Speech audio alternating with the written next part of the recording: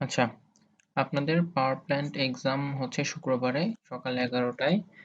তো সেটার জন্য সাজেশন দিচ্ছি। নোট করে নেন। এখানে মূলত যেটা পড়তে হবে সেটা হচ্ছে প্রথম শিট যেটা সেটা হচ্ছে circulating water system. Circulating water system থেকে পড়াইছিলাম once through system, close loop system আর কম্বিনেশন সিস্টেম। এই সিস্টেমগুলো এখান থেকে পড়তে হবে। আর এখানে হচ্ছে এই মেইনলি এই সিস্টেমগুলোর কাজ কি, ফাংশন কি, ওয়ার্কিং প্রিন্সিপাল, এদের যে স্কিমেটিক ডায়াগ্রাম সেগুলো দেখতে হবে। আর কোনটার মানে একটার সাথে আরেকটার কি পার্থক্য, বা যেমন ওয়ান্স থ্রু সিস্টেমের সাথে ক্লোজ লুপ সিস্টেমের পার্থক্যটা কোথায়, অথবা ক্লোজ লুপ সিস্টেমের সাথে কম্বিনেশন সিস্টেমের পার্থক্যগুলো কোথায়, এগুলো একটু নোট ডাউন করে রাখবেন। এই এগুলো হচ্ছে এদের স্কিমেটিক ডায়াগ্রাম, এগুলো একটু দেখবেন ভালো করে। আর এখানে কুলিং টাওয়ার নিয়ে কিছু ফিগার দেওয়া আছে। কুলিং টাওয়ার, বিভিন্ন কুলিং টাওয়ারগুলো পড়তে হবে।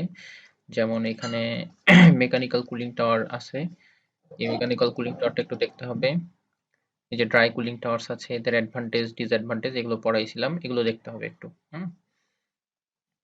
আর এই যে কুলিং টাওয়ার রিলেটেড যেগুলো আছে অ্যাডভান্টেজ ডিসঅ্যাডভান্টেজ, এদের ইউজ কোথায়, এগুলো দেখতে হবে মেনলি।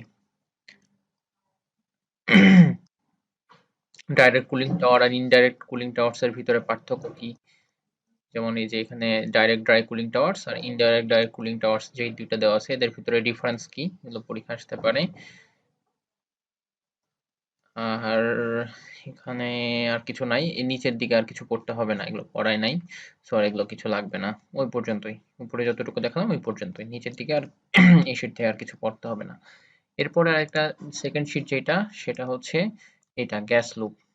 গ্যাস লুপের যে শিটটা আছে, এই গ্যাস লুপের শিটে ডাস্ট রিমুভাল প্রসেস ছিল, ডাস্ট রিমুভাল প্রসেস পড়াইছিলাম। একটা হচ্ছে মেকানিক্যাল প্রসেস আর একটা হচ্ছে ইলেকট্রিক্যাল প্রসেস। তো আমি বলছিলাম যে ইলেকট্রিক্যাল প্রসেসটা পড়তে হবে না, শুধু মেকানিক্যাল প্রসেসটা আমরা দেখাইছিলাম। মেকানিক্যাল প্রসেসের ভিতরে দুইটা আছে, একটা হচ্ছে ওয়েট টাইপ আর একটা হচ্ছে ড্রাই টাইপ।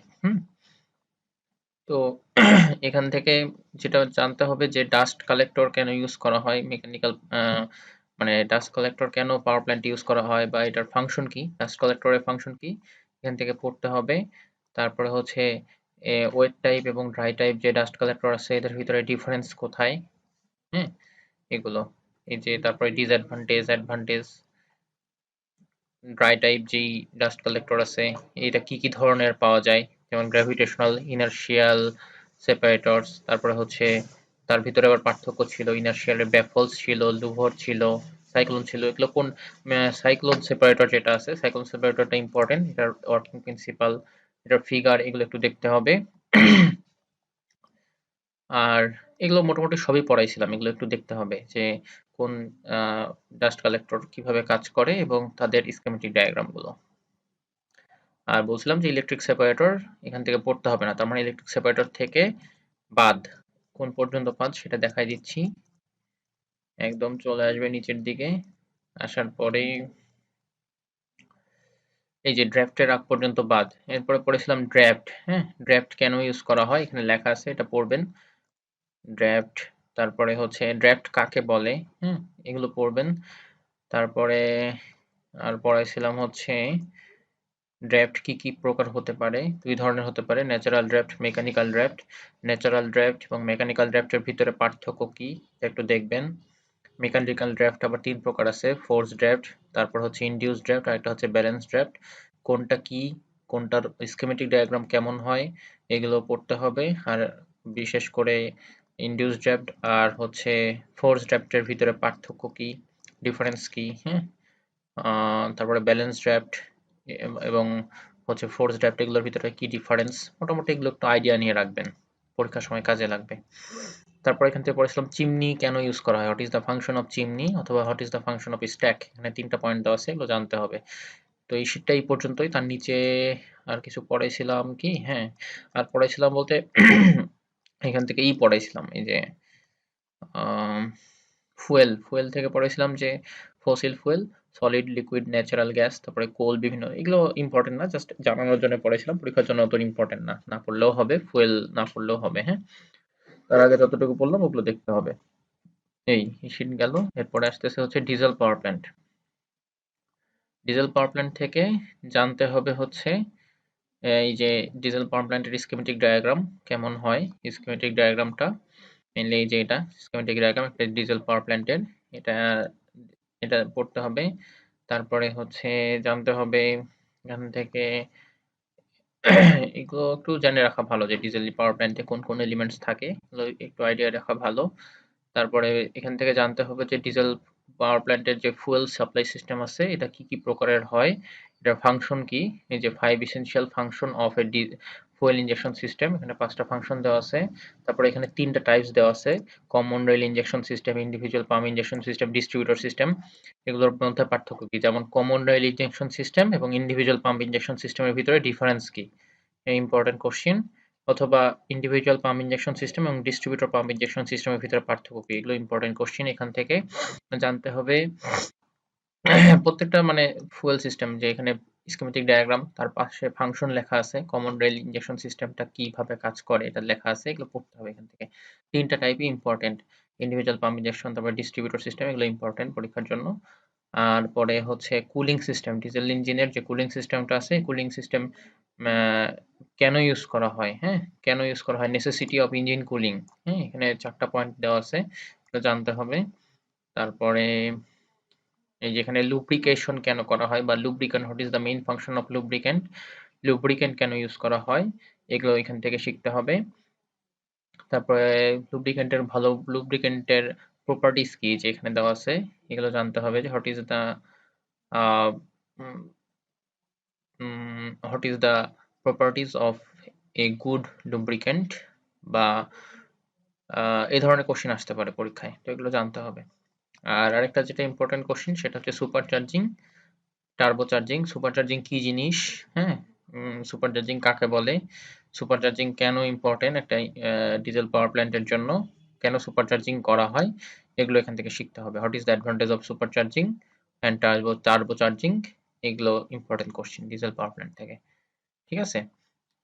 তো এই হচ্ছে ডিজেল পাওয়ার প্ল্যান্টের শীট। এরপরে আছে হচ্ছে গ্যাস টারবাইন পাওয়ার প্ল্যান্ট।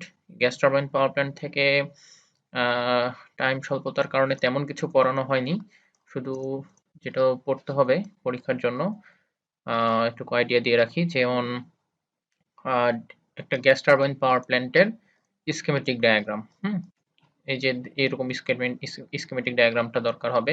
এখানে একটা কম্প্রেসর থাকে, পরে হচ্ছে থাকে, কম্বাশন চেম্বার থাকে, এদিকে টারবাইন থাকে, হ্যাঁ, এটা হচ্ছে ডাইরেক্ট ওপেন সাইকেল, আর একটা আছে হচ্ছে ক্লোজ সাইকেল। এই যে এটা ক্লোজ সাইকেল, তো পরীক্ষা আসতে পারে স্কিমেটিক ডায়াগ্রাম, গ্যাস টারবাইন পাওয়ার প্ল্যান্টের স্কিমেটিক ডায়াগ্রাম, তখন এই যে এটা দিতে হবে ক্লোজ সাইকেলের যেটা, এটা দিলেও হবে। তারপরে এর পিভি ডায়াগ্রাম, এই যে পিভি ডায়াগ্রাম, তারপর টিএস ডায়াগ্রাম, স্কিমেটিক ডায়াগ্রাম সব এখানে দেওয়া আছে। আইডিয়াল ব্রাইটন সাইকেল, হ্যাঁ, গ্যাস টারবাইন পাওয়ার প্ল্যান্ট সাধারণত ব্রাইটন সাইকেলে চলে, তো এই ব্রাইটন সাইকেলের পিভি ডায়াগ্রাম, টিএস ডায়াগ্রাম, তারপরে হচ্ছে এর যে স্কিমেটিক ডায়াগ্রাম বামে দেওয়া আছে, এটা হচ্ছে ইম্পর্টেন্ট আছে পরীক্ষার জন্য, এখান থেকে এতটুকু পড়তে হবে। প্লাস হচ্ছে এটার ইফিসিয়েন্সি ডেরাইভ করাও পরীক্ষায় আসতে পারে, হ্যাঁ, এফিসিয়েন্সি ডেরাইভ করে দেখানো আছে এখানে। এই যে সাইকেল থার্মাল এফিসিয়েন্সি, এটা is equal to W divide by QA is equal to 1 minus 1 divide by RP to the power gamma minus 1 divide by gamma. এটা হচ্ছে প্রুফ যদি আসে পরীক্ষায়, তো এখান থেকে এই প্রথম থেকে শুরু করে এই পর্যন্ত লিখলেই হবে, এটা এফিসিয়েন্সি। এই এই গ্যাস টারবাইন পাওয়ার প্ল্যান্ট থেকে আর কিছু পড়ানো হয়নি টাইম স্বল্পতার কারণে, সো এখান থেকে আর কিছু না দেখলেও হবে, আর কিছু না পড়ার দরকার নাই আপাতত। অনেক কিছুই পড়ানো ছিল, দেখানো হয় নাই আর কি। তো যতটুকু বললাম ওখান থেকে গ্যাস টারবাইন পাওয়ার প্ল্যান্ট এই শীট থেকে এতটুকু পড়লে হবে। এরপরে আসতেছে হচ্ছে হাইড্রোইলেকট্রিক পাওয়ার প্ল্যান্ট। হাইড্রোইলেকট্রিক পাওয়ার প্ল্যান্টটা পরীক্ষার জন্য ভালো ইম্পর্টেন্ট। এখান থেকে জানতে হবে যে অ্যাডভান্টেজ অফ ওয়াটার পাওয়ার, কি কি অ্যাডভান্টেজ আছে ওয়াটার পাওয়ার প্ল্যান্টের, বা হাইড্রোইলেকট্রিক পাওয়ার প্ল্যান্ট কেন ইম্পর্টেন্ট, বা এটার ইম্পর্টেন্সটা কি, অ্যাডভান্টেজটা কি, এখান থেকে জানতে হবে। তারপর এটার ডিসঅ্যাডভান্টেজ গুলো জানতে হবে, এখানে আছে। তারপরে হচ্ছে ইসেনশিয়াল এলিমেন্টস, একটা হাইড্রোইলেকট্রিক পাওয়ার প্ল্যান্টের কি কি ইসেনশিয়াল এলিমেন্টস থাকে সেগুলো খুবই ইম্পর্টেন্ট পরীক্ষার জন্য। কোনটার কি কাজ, ক্যাচমেন্ট এরিয়ার কাজ কি, রিজার্ভারের কাজ কি, ড্যামের কাজ কি, স্পিলওয়ে থাকলে এটার কাজ কি, কন্ডুইটস এর কাজ কি, সার্চ ট্যাঙ্কের কাজ কি, ড্রাফট টিউবস এর কাজ কি, তারপরে পাওয়ার হাউসের কাজ কি, এগুলো এখানে সব ডিটেলস দেওয়া আছে। এখান থেকে পরীক্ষায় যদি আসে যে what is the function of reservoir, তো পয়েন্ট করে লিখলে ভালো মার্কস পাবেন। যদি ওখানে যা আছে যেভাবে আছে এভাবে লিখলে ভালো মার্কস দেওয়া হবে না। যদি পয়েন্ট করে লিখেন যে রিজার্ভারের কাজ নিচে দেওয়া হলো ১ নাম্বার পয়েন্ট দিয়ে এটা, ২ নাম্বার পয়েন্ট দিয়ে এটা, ৩ নাম্বার পয়েন্ট দিয়ে, এরকম পয়েন্ট করে লিখলে ভালো মার্কস আসবে পরীক্ষায়। ঠিক আছে? তো এখান থেকে মেইনলি যে কোনটার কি কাজ, যেমন স্পিলওয়ের কাজ কি, তারপর হচ্ছে কন্ডুইটস এর কাজ কি, function what is the function of surge tank, তারপর what is the function of draft tube in a hydroelectric power plant, এই ধরনের কোশ্চেন আসতে পারে। এরপরে হচ্ছে যেটা লাগবে সেটা হচ্ছে এই যে এখানে ক্লাসিফিকেশন দেওয়া আছে হাইড্রোলিটিক পাওয়ার প্ল্যান্টের, যেমন হাই হেড পাওয়ার প্ল্যান্টস, তারপরে মিডিয়াম হেড পাওয়ার প্ল্যান্টস, তারপরে লো হেড পাওয়ার প্ল্যান্টস, কোনটা কি, কোথায় কোন ধরনের টারবাইন ইউজ করা হয় পরীক্ষায় আসতে পারে। তারপর আমাদের যেই কাপ্তাইয়ে কি ধরনের টারবাইন ইউজ করা হয়, কেন এই ধরনের টারবাইন ইউজ করা হয়, এই ধরনের কোশ্চেন পরীক্ষায় আসতে পারে। এই এখান থেকে আর কিছু এই যে টারবাইন গুলো, পেল্টন হুইল, ফ্রান্সিস টারবাইন, এগুলো সম্পর্কে একটু আইডিয়া নিয়ে রাখতে হবে। কাপলান টারবাইন, কোথায় কোন টারবাইন কেন ইউজ করা হচ্ছে, এগুলো সম্পর্কে একটু আইডিয়া নিতে হবে। এই হচ্ছে হাইড্রোলিটিক পাওয়ার প্ল্যান্ট। এরপরে আসতেছে হচ্ছে নিউক্লিয়ার পাওয়ার প্ল্যান্ট, খুবই ইম্পর্টেন্ট পরীক্ষার জন্য। এখান থেকে এক সেটের বেশিও কোশ্চেন হতে পারে, সো ভালোভাবে পড়তে হবে। এখান থেকে যে ইম্পর্টেন্ট কোশ্চেন গুলো বলে দিচ্ছি।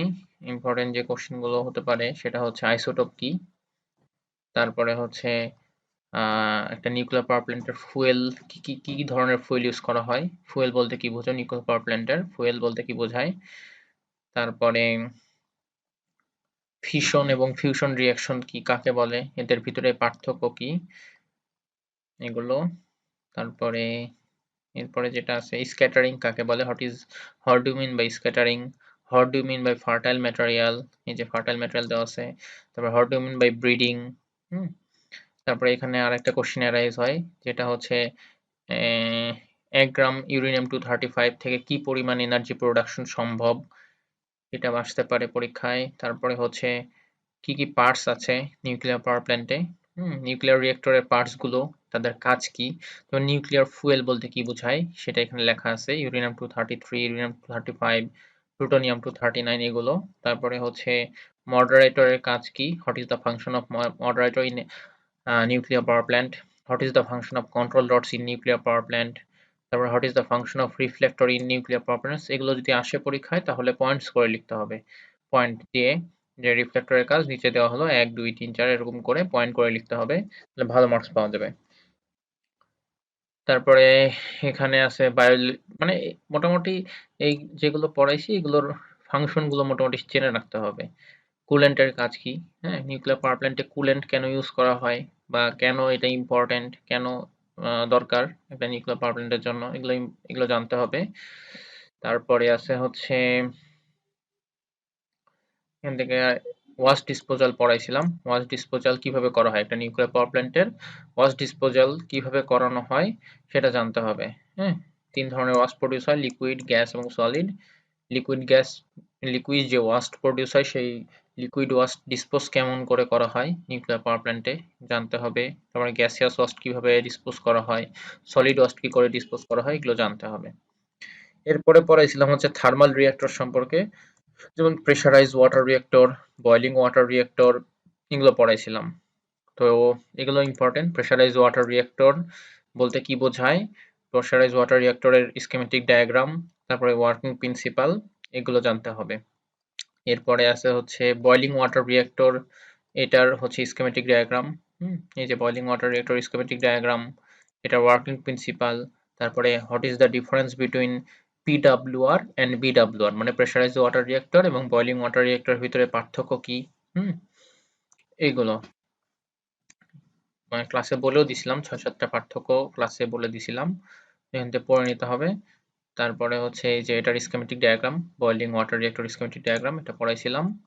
আর ফাইনালি যেটা পড়াইছিলাম এগুলোর অ্যাডভান্টেজ, এটার ডিসঅ্যাডভান্টেজ, আর লাস্টে যেটা পড়াইছিলাম সেটা হচ্ছে fast breeder reactor. Fast breeder reactor পড়াইছিলাম হচ্ছে liquid metal fast breeder reactor, এটার ওয়ার্কিং প্রিন্সিপাল পড়াইছিলাম, প্লাস হচ্ছে আরেকটা ইম্পর্টেন্ট কোশ্চেন বলে দিছিলাম যে কেন ইন্টারমিডিয়েট লুপ ইউজ করা হয়। হ্যাঁ, এটা ফাস্ট বিটার রিঅ্যাক্টরে ইন্টারমিডিয়েট লুপের কাজ কি বা কেন ইন্টারমিডিয়েট লুপ ইউজ করা হয় ফাস্ট বিটার রিঅ্যাক্টরে, তো পরীক্ষা আসতে পারে, এটা ইম্পর্টেন্ট কোশ্চেন।